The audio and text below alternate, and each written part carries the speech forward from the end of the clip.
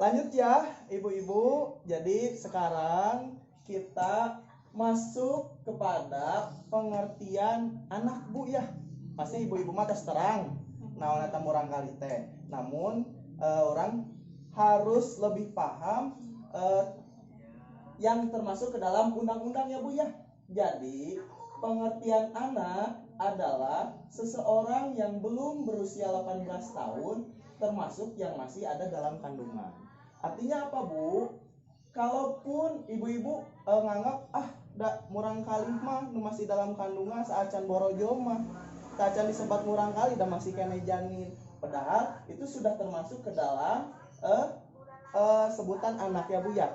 Nah, dalam pengertian anak ini dibagi menjadi beberapa usia ya bu ya. Terus yang pertama itu ada usia yang bisa dibilang golden age. Golden age itu naon bu? Masa emas murang kali, usia emas murang kali. Masa emas anu memang dirancang atau napi orang tiasa memasukkan hal-hal baik, perlakuan baik agar anak bisa tumbuh kembang dengan lebih baik ya bu ya. Golden age itu masuk di usia 0 sampai dengan 4 tahun bu. Itu menurut ahli bahwa 40% kemampuan intelektual anak dibangun di usia 0 sampai 4 tahun. Itu 0 sampai 40% kemampuan intelektualnya. Lalu berikutnya masuk ke dalam usia 8 tahun naik ke sekitar 80% bu. Kemampuan intelektual ternyata kemampuan anu memang dibangun secara murang kali makan merupakan peniru yang baik ya bu ya, gitu ya. Jadi kemampuannya bisa didapatkan dari mencontoh ibu bapaknya dari usia dini, itu 0 sampai 4 tahun. Nah, kemampuan berikutnya 80%-nya didapat ketika dia usia 8 tahun. Sedangkan selanjutnya ketika dia memiliki atau mendapatkan kemampuan intelektual sebanyak 100% di usia yaitu 18 tahun.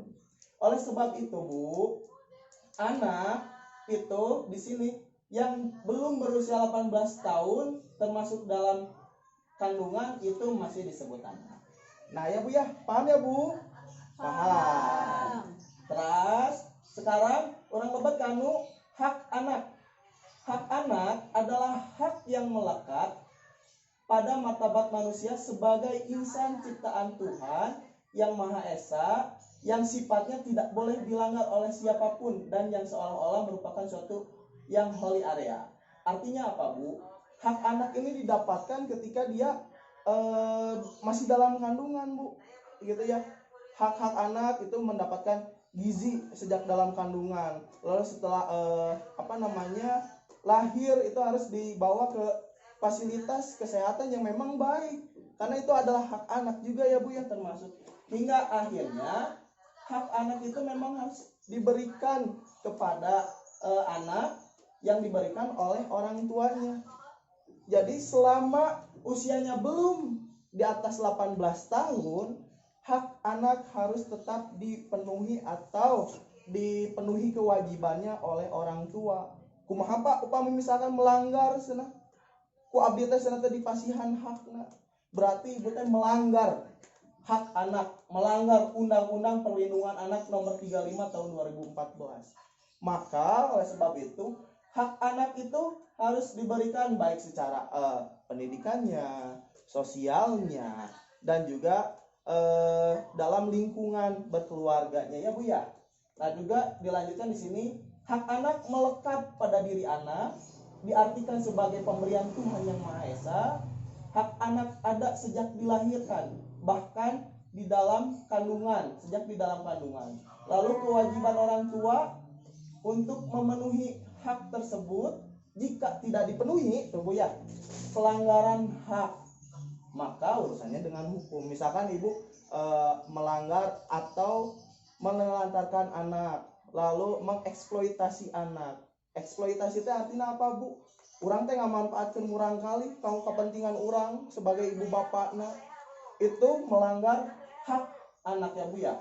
Nah, terus juga jika orang tua tidak mampu, maka negara harus mengambil alih Bu.